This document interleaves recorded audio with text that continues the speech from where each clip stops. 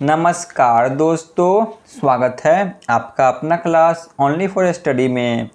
तो फ्रेंड्स, आज इसमें कवर करेंगे मराठों का उत्कर्ष, इसके साथ शिवाजी के उत्तराधिकारी और बंगाल के नवाब और साथ में ही आंगल मैसूर युद्ध को भी कवर करेंगे। तो ये बहुत ही डिटेल वीडियो होगा जो कि इन सभी को एक ही वीडियो में कवर कर लेंगे। तो चलिए बिना टाइम वेस्ट किए हुए क्लास की शुरुआत करते हैं। मराठों का उत्कर्ष 1627 या 1630 ईस्वी में शिवाजी महाराज का जन्म हुआ। बहुत से इतिहासकारों का मानना जो कि 1627 रहा और बहुत से इतिहासकार कहते हैं कि शिवाजी महाराज का जन्म 1630 ईस्वी में हुआ। इसीलिए इन दोनों डेट को ध्यान में रखें। 1627 या 1630 ईस्वी में शिवाजी महाराज का जन्म हुआ। 1640 ईस्वी शिवाजी महाराज का विवाह साईबाई निमलांकर से हुआ। जो साईबाई निमलांकर है तो इनके साथ शिवाजी महाराज का विवाह 1640 ईस्वी में होती है। इसके बाद 1656 ईस्वी में शिवाजी ने रायगढ़ को अपनी राजधानी बनाया। जो शिवाजी महाराज थे तो इन्होंने 1656 ईस्वी में जो रायगढ़ है तो इसे अपनी राजधानी बनाया था। मोस्ट VVI ध्यान में रखें। इसके बाद 1659 ईस्वी में शिवाजी महाराज द्वारा अफजल खान की हत्या, जो अफजल खान थे तो इनकी हत्या कर दी जाती है शिवाजी महाराज के द्वारा 1659 ईस्वी में। इस डेट को भी ध्यान में रखें।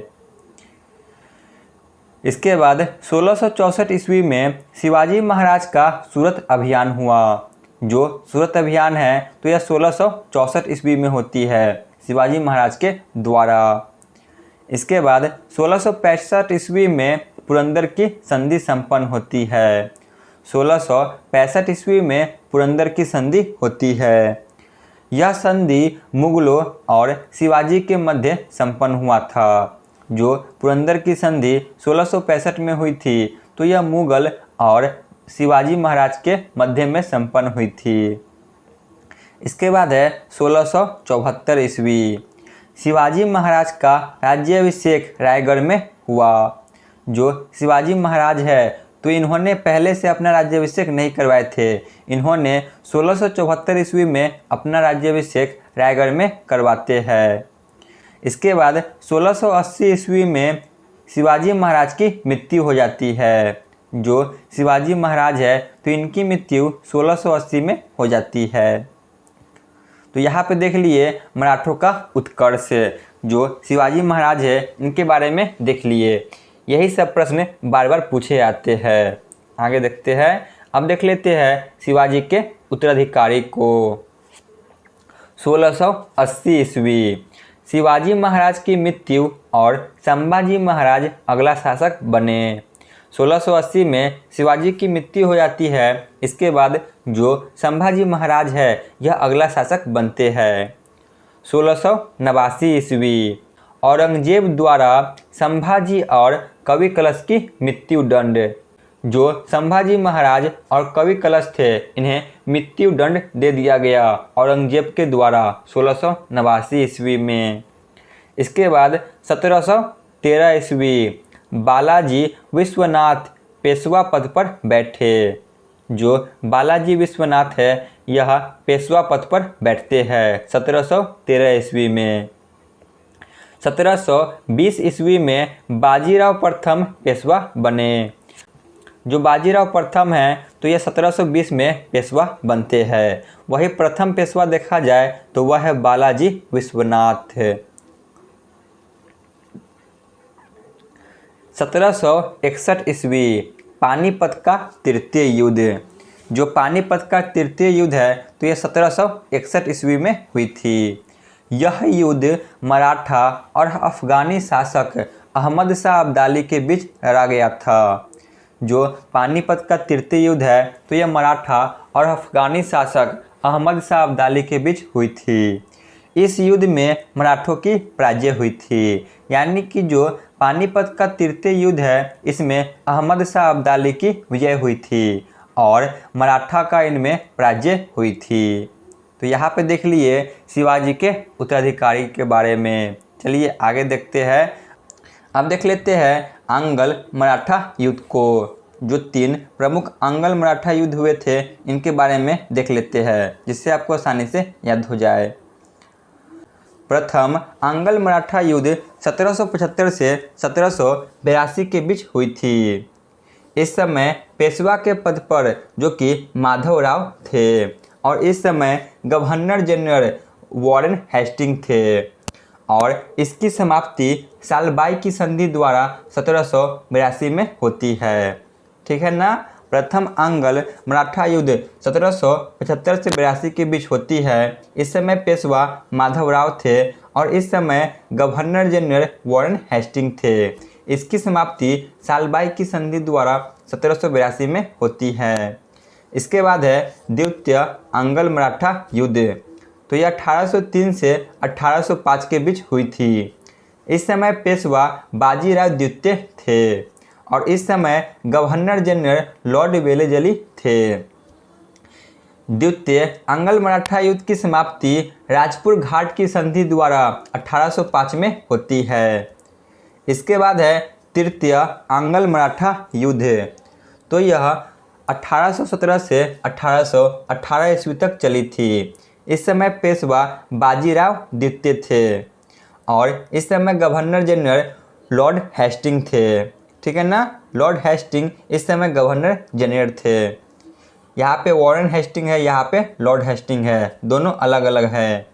और इसकी समाप्ति पूना की संधि द्वारा 1817 में होती है। तो यहाँ पे देख लिए प्रमुख जो 3 अंगल मराठा युद्ध थे इन सभी को।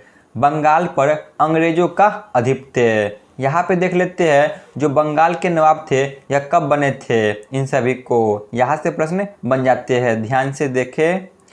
सबसे पहले 1717 ईस्वी में मुर्शिद कुली खान बंगाल के प्रथम नवाब बने। जो मुर्शिद कुली खान है यह बंगाल के प्रथम नवाब बनते हैं 1717 ईस्वी में। इसके बाद 1740 ईस्वी में अली वर्दी खान बंगाल के नवाब बने। जो महत्वपूर्ण है उन्हीं को कवर कर रहे हैं। ऐसे तो बहुत नवाब बने थे लेकिन जिनसे प्रश्न बनते हैं उन सभी को कवर कर लेते हैं। 1740 में अली वर्दी खान बंगाल के नवाब बने। जो अली वर्दी खान हैं यह 1740 ईस्वी में बंगाल के नवाब बनते हैं। इसके बाद 1756 ईस्वी में सिराजुद्दौला बंगाल के नवाब बने। मोस्ट VVI सिराजुद्दौला बंगाल के नवाब 1756 में बनते हैं। इसके बाद है 1756 ईस्वी में ही 20 जून को काल कोठली की घटना घटी थी। जो काल कोठली की घटना है यह 20 जून 1756 में हुई थी। इसमें एक कोठरी में 146 अंग्रेज को कैद कर दिया गया और इसमें से अगले दिन मात्र 30 अंग्रेज ही बच सके थे, यानी कि 123 अंग्रेज मारे गए थे।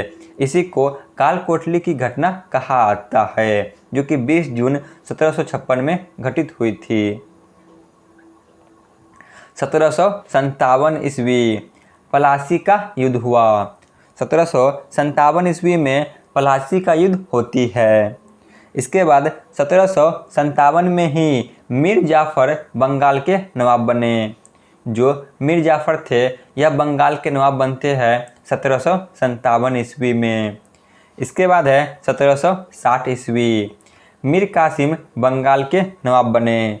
1757 में मीर जाफ़र बनते हैं बंगाल के नवाब। इसके बाद 1760 ईस्वी में मीर कासिम बंगाल के नवाब बन जाते हैं। इसके बाद फिर से मीर जाफ़र बंगाल के नवाब बनते हैं 1763 ईस्वी में। इन सभी को ध्यान में रखें। मीर जाफ़र बंगाल के नवाब फिर से बन जाते हैं 1763 ईस्वी में।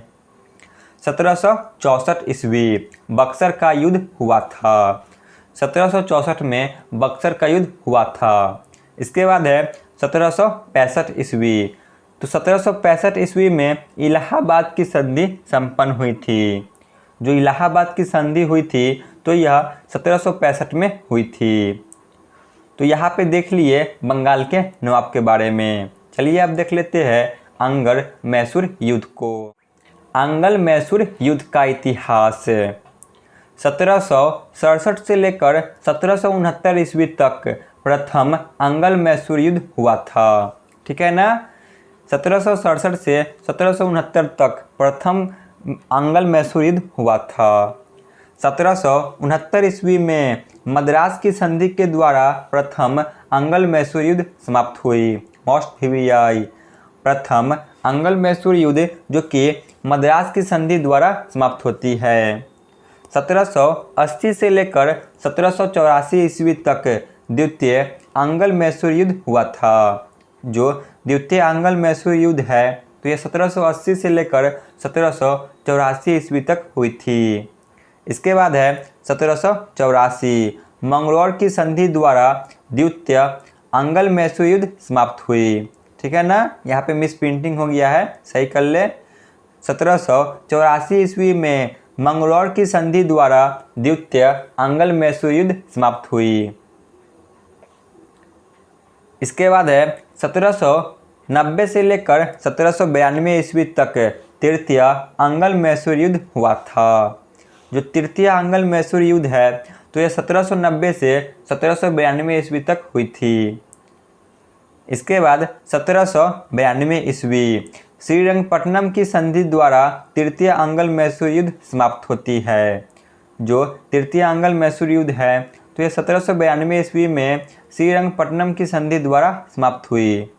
1799 ईस्वी चतुर्थ अंगल मैसूर युद्ध का इतिहास, यानी कि चतुर्थ अंगल मैसूर युद्ध 1799 ईस्वी में होती है। तो चलिए इन सभी को देख लेते हैं टेबल में। जो 4 प्रमुख अंगल मैसूर युद्ध है इन सभी को देख लेते हैं टेबल में, जिससे आपको आसानी से याद हो जाएंगे। अब देख लेते हैं अंगल मैसूर युद्ध को। ठीक है ना, इन सभी को टेबल में देख लेते हैं जिससे आपको आसानी से याद हो जाए। प्रथम अंगल मैसूर युद्ध 1767 से 69 ईस्वी तक चलती है। इस समय मैसूर के शासक हैदर अली थे और इस समय बंगाल का गवर्नर थे लॉर्ड वेलेस्टड और इसकी समाप्ति मद्रास की संधि द्वारा होती है। ठीक है ना, प्रथम अंगल मैसूर युद्ध 1767 से 69 तक होती है। इस समय मैसूर के शासक हैदर अली थे और इस समय गवर्नर जनरल लॉर्ड वेलेस्टड थे और इसकी समाप्ति मद्रास की संधि द्वारा होती है। इसके बाद द्वितीय अंगल मैसूर युद्ध तो यह 1780 से 84 के बीच चलती है। इस समय मैसूर के शासक हैदर अली ही थे। इस समय बंगाल के गवर्नर वॉरेन हेस्टिंग थे और इसकी समाप्ति मंगलौर की संधि द्वारा 1784 में होती है। इसके बाद है तृतीय अंगल मैसूर युद्ध तो इसकी शुरुआत 1790 से 1792 ईस्वी तक होती है और इस समय मैसूर के शासक थे टीपू सुल्तान और इस समय गवर्नर जनरल के पद पर थे लॉर्ड कर्नवालिस। मोस्ट VVI ध्यान में रखे। और इसकी समाप्ति 1792 में श्रीरंगपट्टनम की संधि द्वारा होती है। इसके बाद है चतुर्थ अंगल मैसूर युद्ध तो यह युद्ध 1799 में होती है। इस समय मैसूर के शासक थे टीपू सुल्तान और इस समय बंगाल का गवर्नर थे लॉर्ड वेलेलजी। ठीक है ना, और इसकी समाप्ति मैसूर के संधि द्वारा 1799 में होती है। तो यहाँ पे देख लिए जो 4 प्रमुख अंगल मैसूर युद्ध थे इन सभी को। तो यहाँ पे हमारी क्लास समाप्त होती है। धन्यवाद।